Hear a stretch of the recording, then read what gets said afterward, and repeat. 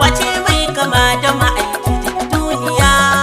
idan zan gaya muku sunan ta Fatima. Soyayyar kina da muke a zuciya,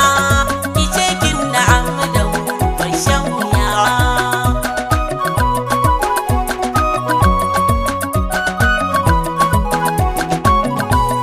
Ya mai bani kai na sako fari, na roke ka rabu cikan buri, irero yaban ummal khairi, na roko ilahu gaban sirri, kalamun ta in ta zubo yaban zahara, domin santa ya cika dukkanin zuciya.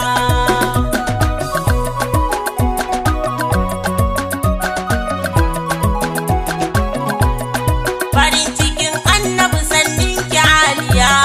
sanyin gidan annabi mai sa shi dariya, da ta taho sai kaga ya tashi ya tsaya, tana zama zai zauna ɗahim daya,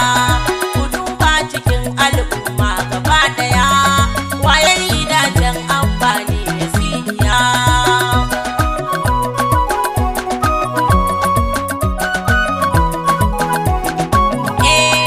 Salamun alaiki azima mu'azzima, salamun alaiki rahima ya rahama, salamun alaiki karima mukarrima, salamun alaiki ya salma salma, ki amsa ummul hasanaini na nanima, biyo fana ki kan kaunar ki mardiya.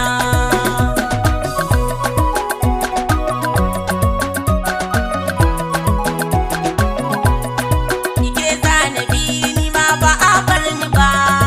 yo lamuni umma sanan marhaba, dumai san ki ta haya so ko ba haka ba, ina so kina na kice na farfar gaba,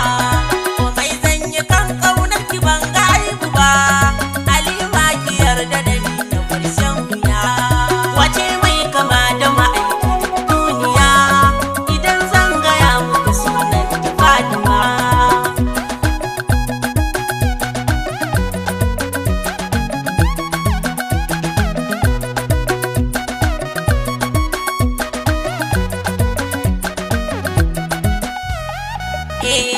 Soyayyar kina da muke a zuciya, kice kin na'amu da mu bar shan wuya.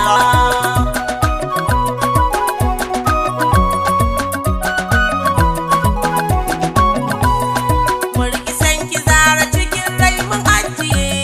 kice kin na'an da mu bar hawaye,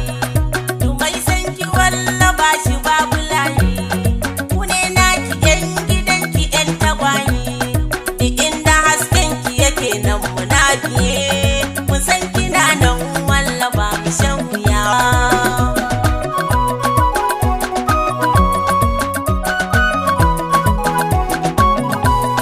Na buɗe idona na taso da ƙauna, ku bar ma kirana, ita kaɗai na gani na gana na da ke za na zauna, na morewa raina, domin so da ƙaunar ku sun zamto a jiki a jini inda zan je da ke nake tuciya, a baki na banda